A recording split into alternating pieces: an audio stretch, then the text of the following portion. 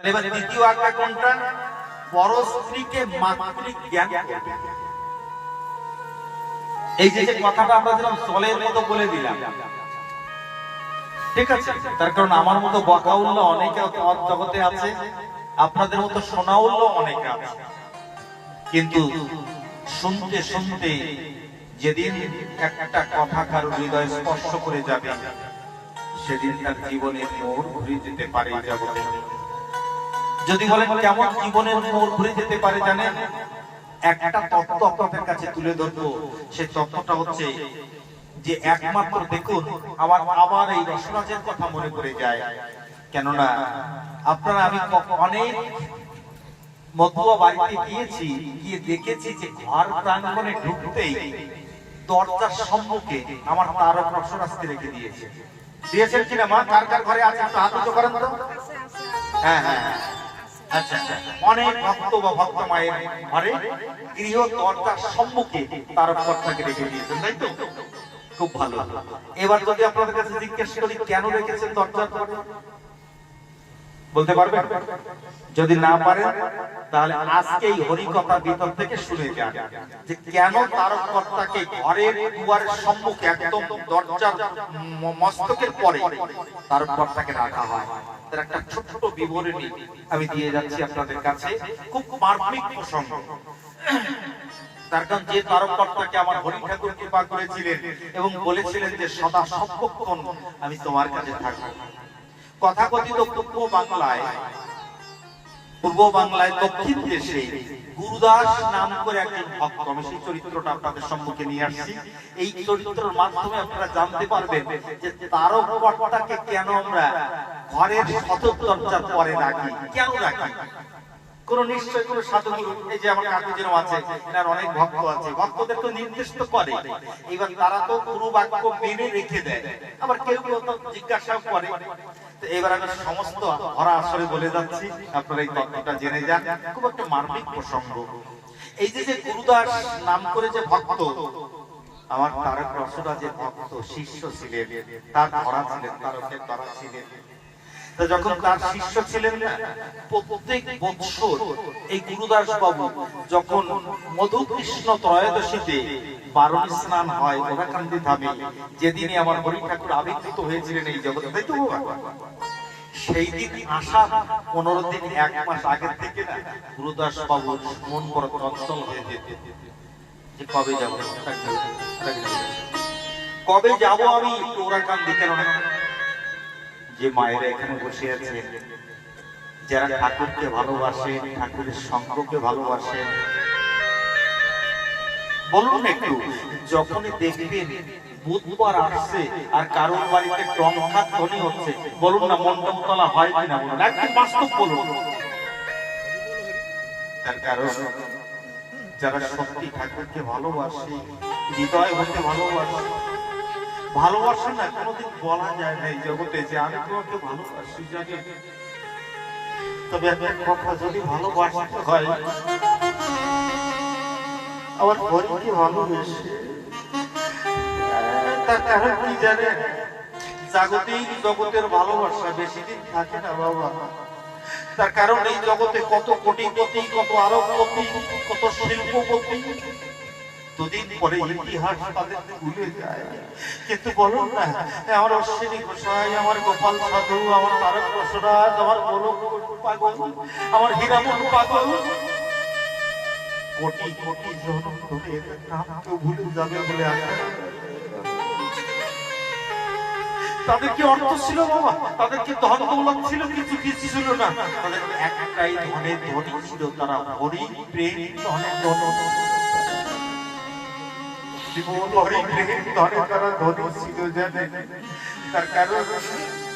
আমি একটা উদাহরণ দিয়ে যাই আপনাদের কাছে। জাগতিক জগৎকে ভালোবেসে আপনারা যদি তাজমহলের নাম শুনেছেন বা কেউ দেখেছেন, তাজমহল বেগম সাহেবকে অর্থাৎ শাহজাহান তার বেগম সাহেব মমতাজকে ভালোবেসে মমতাজকে বলেছিল, মমতাজ আমি যে তোমাকে এত ভালোবাসি, এই ভালোবাসাটা প্রমাণ করবার জন্য আমি একটা তাজমহল নির্মাণ করে যাচ্ছি। এই তাজমহলের মাধ্যমে মানুষ জানতে পারবে যে শাহজাহান কতটা ভালোবাসতো মমতাজ। কিন্তু অন্তিম দিনে কি হয়েছিল জানেন? অন্তিম দিনে শাহজাহানকে জেলে বন্দী করে এক মুঠো অন্ন তার রক্ষীকে দিয়ে, দারোয়ানকে দিয়ে পাঠিয়ে দিত তার কাছে।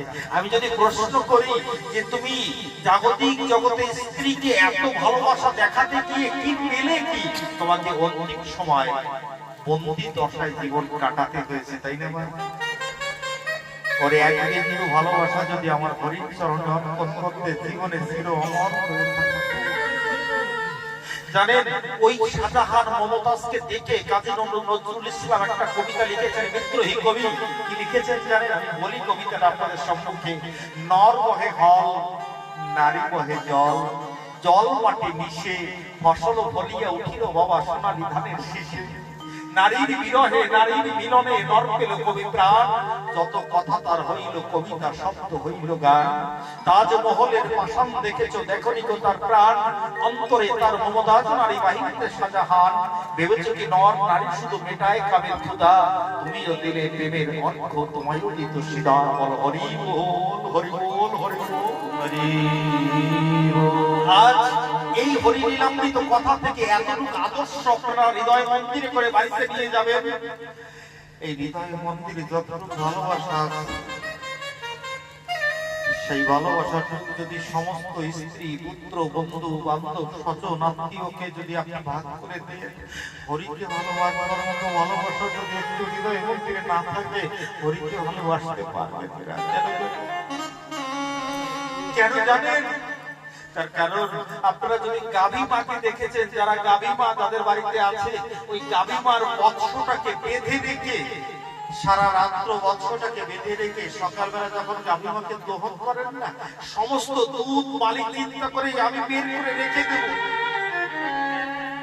কিন্তু গাভী মা কি করে জানে? নখ থেকে কিছুটা দুগ্ধ চুরি করে রেখে দেয় তার বৎসের জন্য। যখন গাভী মাকে ছেড়ে দেবেন, ওই বনে গিয়ে জঙ্গলে গিয়ে হাম্পা হবে, তার বৎসকে যখন ডাকে, বৎস যখন এসে পাটে দুধ দেয় না বাবা, ওই দুধটুকু যে চুরি করে রেখেছিল দুধটুকু ছেড়ে দেয় বৎসর জন্য। এ কথা বললাম কেন মা? এই সংসারের ভিতরে তদ্রূপ বসবাস করতে হবে। স্ত্রীকে ভালোবাসে, পুত্রকে ভালোবাসে, স্বামীকে ভালোবাসে, স্বজন বন্ধু বান্ধবকে ভালোবাসে, তার ভিতর থেকে একটু ভালোবাসা চুরি করে রেখে দেন। আমার দয়াল হরি, দয়াল হরিকে একটু ভালোবাসার জন্য ভালোবাসা রেখে দিন। জানেন, এই যে গুরুদাস বিশ্বাস, এই গুরুদাস বিশ্বাসের এত বড় জমিদারি, তৎকালীন সময় ৬০ জন মহিলা, শুধু মহিলা কর্মচারী ছিল ৬০ জন। ৪টে দরজা ছিল, সদর দরজা ৪টে দরজা ছিল। কিন্তু এত ধন সম্পদ থাকা সত্ত্বেও বাড়িতে তারকর্তার একটা মন্দির করে রেখেছিল।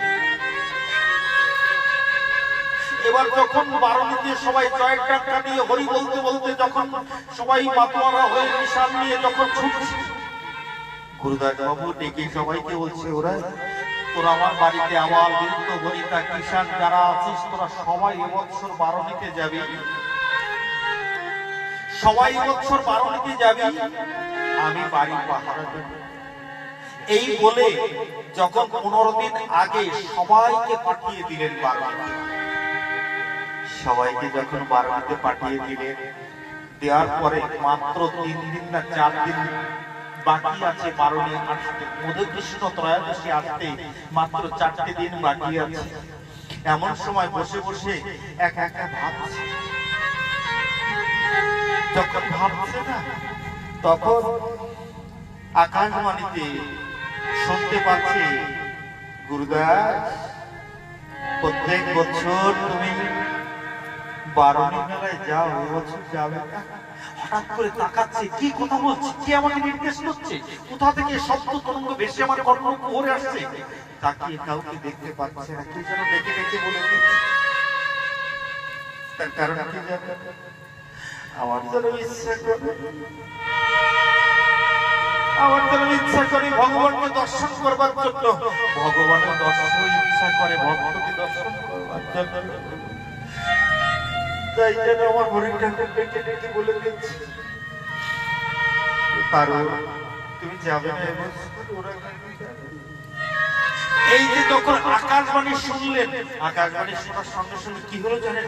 এত বড় জমিদারি, এত বড় ধন সম্পদ, অর্থ, সমস্ত কিছু ছেড়ে দিয়ে কেমন করে ভক্তি করতে হয় দেখুন।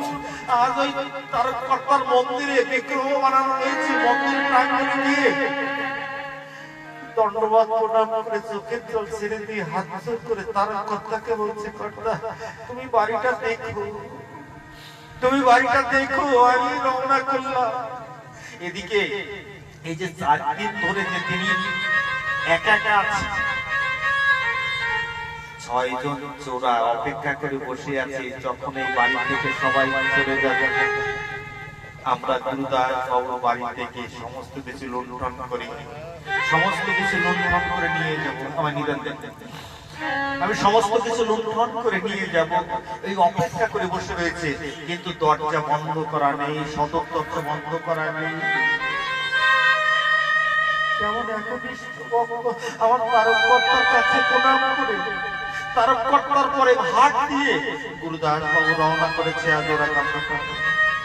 যখন ওরাকান্দি ধামে রওনা করেছে, প্রথম প্রহর চলে যাওয়ার পরে দ্বিতীয় প্রহরে প্রথম দরজায় এই 6টা চোর এসে হাজির হয়ে দেখতে পারে যে একটা চৌকি, সেই চৌকির পরে আমার তারকর্তা বসে আছে, বড় বড় দাড়ি, চুল আছে, গলায় আঁচির মালা আছে, একটা হুকো নিয়ে হুকো টানছে। 6টা চোরা ডাক দিয়ে বলছে, এবার তো কেউ নাই, কে আপনি? বলে, তারা গুরুদাস বাবু আমার বাবা, আমি গুরুদাস ছেলে। বলে, তুমি গুরুদাসের ছেলে? বলে, আমাকে ভুলে গেছে এই ঘরটা রক্ষা করবার জন্য, সেই ঘরটা পাহারা দিচ্ছে। এক চোর আর এক চোরাকে বলছে, একটা কাজ কর না, এই 1 নম্বর দরজায় যখন বসে আছে, চল না আমরা দ্বিতীয় দ্বারে যাই। যখন দ্বিতীয় দ্বারে গেলে দেখে ওই চৌকির পরে ওই দাড়ি নিয়ে, মালা নিয়ে, ওই হাতে হুকো নিয়ে, ওই তারকর্তা হাতে একটা লাঠি নিয়ে বসে আছে। বলে, তুমি কে? বলে, আমি তারক। চোরে এক চোর আর এক চোরকে ডাক দিয়ে বলছে, বল না কয়জন তারক? বলে, চল না আমরা 3 নম্বর দরজায় যাই। যখন 3 নম্বর দরজায় গিয়েছে, যাওয়ার পরে বলছে, দেখে সেই তারক সেই জল চৌকিতে বসে টানছে। বলে, তুমি কে? বলে, আমি তারক। এক এক করে যখন দক্ষিণ দরজায় গেছে, দেখে তিনি বসে। বলছে, কতজন তারক? বলে, এক তারক 4 দরজায় কি করে বসতে পারে? ওই চোর আর চুরি না করে ওই দরজার কাছে বসে করে তারক বলে, তারক বলে 12 বেলা হয়ে যাওয়ার পরে, 1 সপ্তাহ পরে গুরুদাস বাবু যখন সবাইকে নিয়ে ফিরে এসেছে, এসে দেখে 6 জন চোরা ওখানে গড়াগড়ি যাচ্ছে। বলে, তোমরা কারা? বলে, আপনি যখন চলে গেছেন আপনার ঘরে চুরি করবার জন্য আমি এসেছি। বলে, চুরি করতে এসেছিলে? বলে, হ্যাঁ। বলে, কি হলো, চুরি করনি? বলে, এখানে গড়াগড়ি খাচ্ছি কেন? বলে, আমরা যে দরজায় গেছি গিয়ে দেখি যে এই পর্যন্ত দাঁড়িয়ে আছে, এই পর্যন্ত চুল আছে, গলায় আঁচির মালা আছে, হাতে একটা লাঠি আছে, একটা হুকো নিয়ে একটা চৌকি করে বসে আমাকে বলছে। আমরা জিজ্ঞেস করছি, তুমি কি? বলে, আমার নাম তারক। বলে, আমার নাম তারক। এক এক করে 4 দরজায় গেছি, 4 দরজায় তিনি বসে চৌকি দিচ্ছে। বলে, গুরুদাস কি হয়? বলে, গুরুদাস আমার বাবা হয়, আমি তার ছেলে হই। আমার বাবা গেছে ওরাকান্দি ধামে, আমি চৌকি দিচ্ছি। কিন্তু এক এক করে এক তারক 4 দরজায় কি করে যায়? 4 দরজায় তাকে দর্শন করে আমাদের চুরি বৃদ্ধি নেই, আমাদের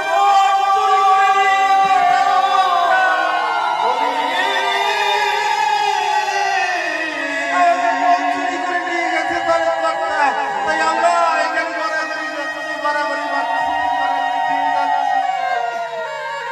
তাদের চরম ধুলি গুরুদাস বাবু মাথায় মেখে আজ আমার তারকর্তা যখন সাকারে নেই, মন্দির প্রাঙ্গণে পড়ে গিয়ে বলছে, আমায় নিদান রেখে ফেলে গেলে, আমায় নিদান রেখে হরি বলো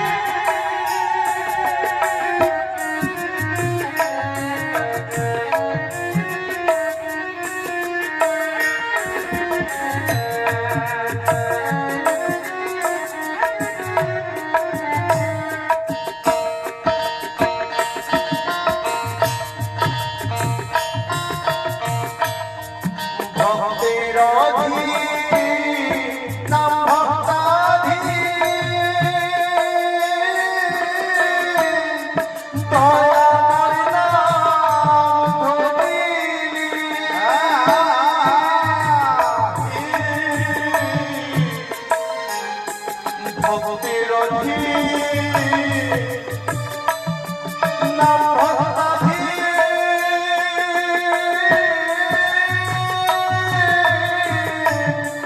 দয়াময় নাম ধরি ওই আমি ভক্তি শুনব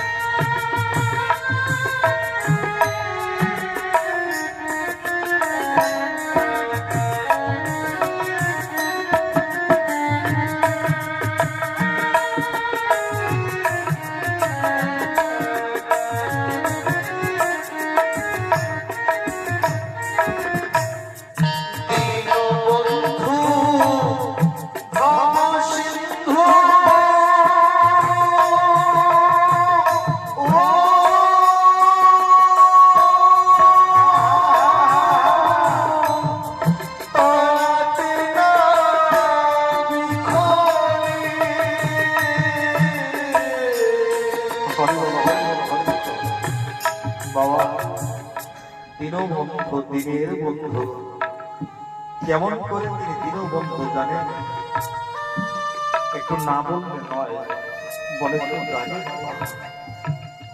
আমরা এই জগতে কত অন্ধ গোরা কত বিকলাঙ্গ ব্যক্তিকে দেখতে পাই আমাদের কাছে এসে বলে 1টা টাকা দাও 5টা টাকা দাও আমার ট্রিটমেন্ট করার পয়সা নাই বলে কিনা বাবা বলে জানেন একজন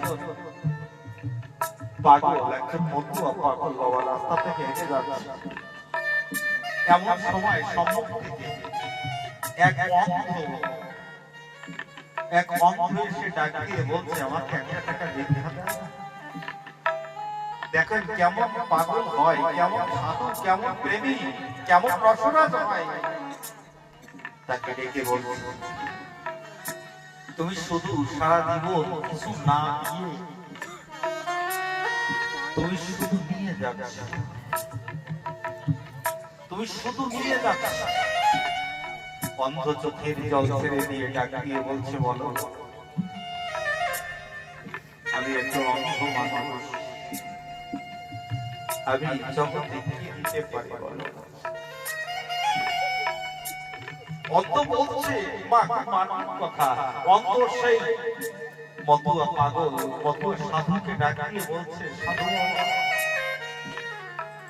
বলো না আমি কি দিতে পারি আমি তো অন্ধ মতুয়া পাগল ডাক দিয়ে বলছে সে সাধু ডাক দিয়ে বলছে এই জগতে তুমি যা দিতে পারো তাই জগতে আর কেউ দিতে পারে না বলে আমি কি দেব বলো না আমার দিকে অন্ধ নিজে দেখতে পাই না আমি পথ চলতে পারি না ডাক দিয়ে মতুয়া পাগল বলছে ওরে আজ হতে কাল সম্মুখে গিয়ে হাত রেখে বলবে না যে আমাকে 1টা টাকা ভিক্ষা দাও তাহলে কি বলবো বলে আজ থেকে কাল সম্মুখে গিয়ে একবার হরি বল বলে একটা ধ্বনি দেবে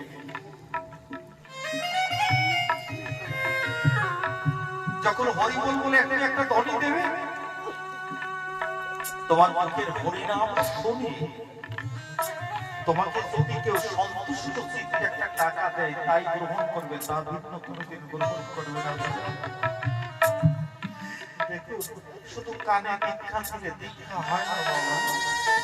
যদি কোনো সাধু এই জগতে প্রকৃত সৎ সাধু যদি হরিবল শব্দটাকে শুনিয়ে দেয়, তার মুখের হরিবলের কি শক্তি তাই দেখে জানা।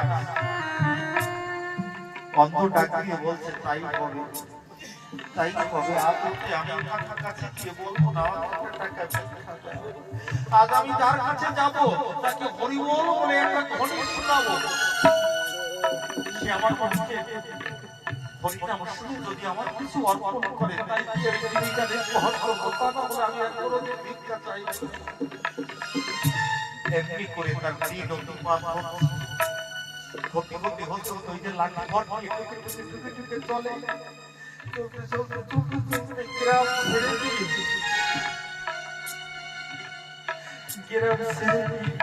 সেই অন্ত হরিবল বলতে বলতে হরিবল বলতে বলতে হরিবল বলতে বলতে কত প্রশ্ন হয়ে একটা গভীর মনের ভিতরে প্রবেশ করে। যখন গভীর মনের ভিতরে প্রবেশ করেছিল, একদিন দুদিন তিন দিন হয়ে যায়, যখন গ্রামে দেখতাম থেকে হরিবল হরিবল হরিবল বলে যেত বাবা, কেউ না কেউ তার হাতের পরে একটা টাকা দিত, কেউ একটা ফল দিত, কেউ একটা দুগ্ধ দিত তাকে পান করার জন্য। আস্তে ধীরে ধীরে যত হয়ে গেছে মনে মনে সে অন্ত ভাবছে, কিন্তু হরিনাম মুখের দিকে ত্যাগ করে নিয়ে হরিবল হরিবল হরিবল হরিবল হরিবল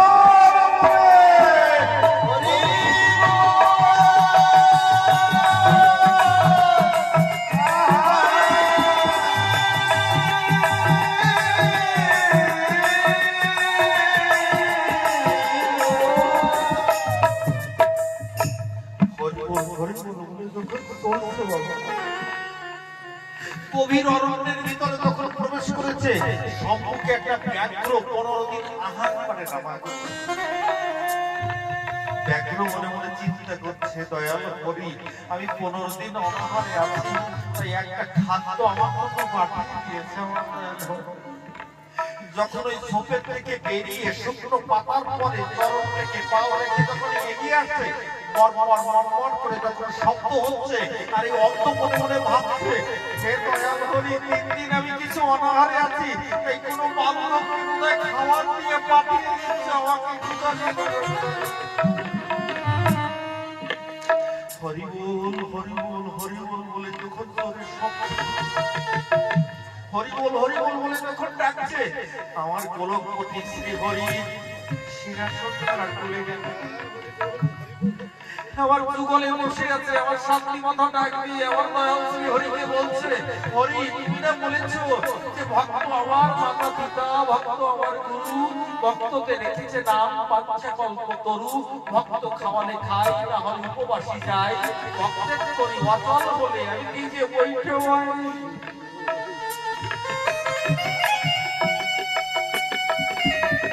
আমার দয়াল হরি বলছে, হ্যাঁ সত্যি আমি বলেছি। বলে, যদি বলে থাকো, তোমার এক ভক্ত নাম আশ্রয় করে আছে, গভীর বনের ভিতরে প্রবেশ করেছে, হয়তো কিছুক্ষণ পরে ব্যাঘ্র পুরো ব্যাঘ্র তাকে সেবা করে দেবে, তুমি যাও দয়াল, তাকে বাঁচাও। গোলকপতি গোলকেশ্বর আমার দয়াল হরি নেমে এসে ওই ব্যাঘ্র আর ওই অন্ধের মাঝখানে আমার দয়াল হরি দাঁড়িয়েছে। এক সূর্য যখন পূর্ব দিক থেকে উদয় হয়, আমার দয়াল হরি সূর্য যখন উদয় হয়েছে, সমস্ত বন আলোকে আলোকিত হয়ে গেছে। ব্যাঘ্র মনে মনে চিন্তা করছে, আর তার ক্ষুধা তৃষ্ণা নাই, বাবা হরিকে দেখার পরে ক্ষুধা তৃষ্ণা থাকে তখন। আর ব্যাঘ্র লম্ব দিয়ে এসে আমার দয়াল হরির শ্রীচরণ চোখের জলে ধৌত করে দিয়ে বলছে, দয়াল, এই জগনে আমি পশু খুলে এসেছি, তাই তোমার নাম করার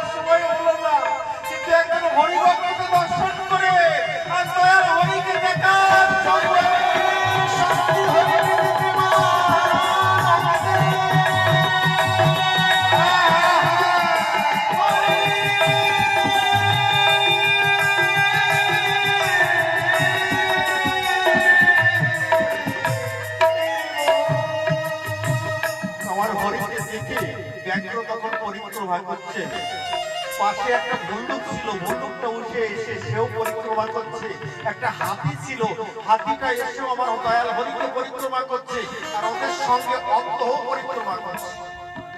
করতে করতে করতে করতে আমার দয়াল হরির কোমল অঙ্গ স্পর্শ পেয়েছে। অন্ত পাওয়ার সঙ্গে সঙ্গে নয়ন মুদে তাকিয়ে দেখে দয়াল শ্রীহরি সম্মুখে দাঁড়িয়ে চরণে পড়ে গেলেন।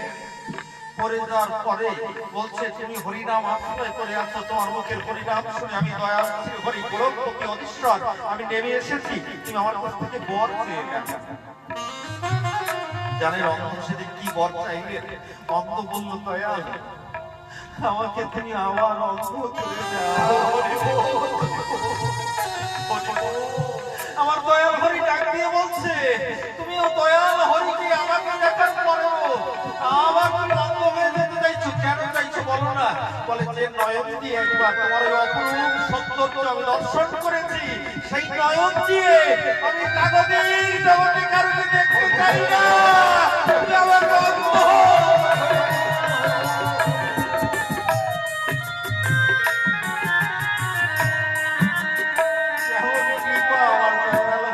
নামের কি মহিমা।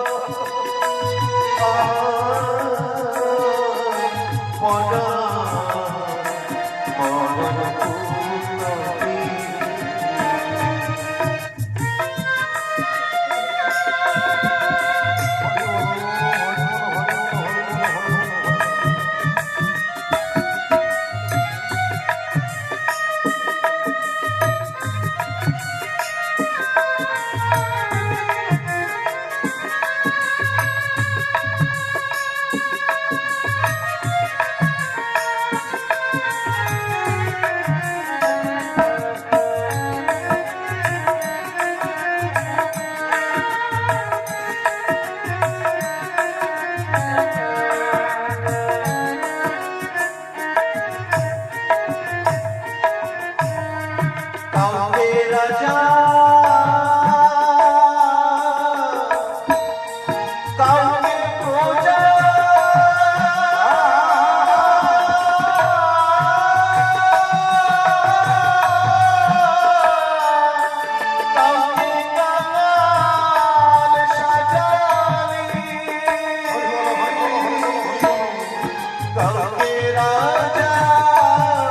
কাউকে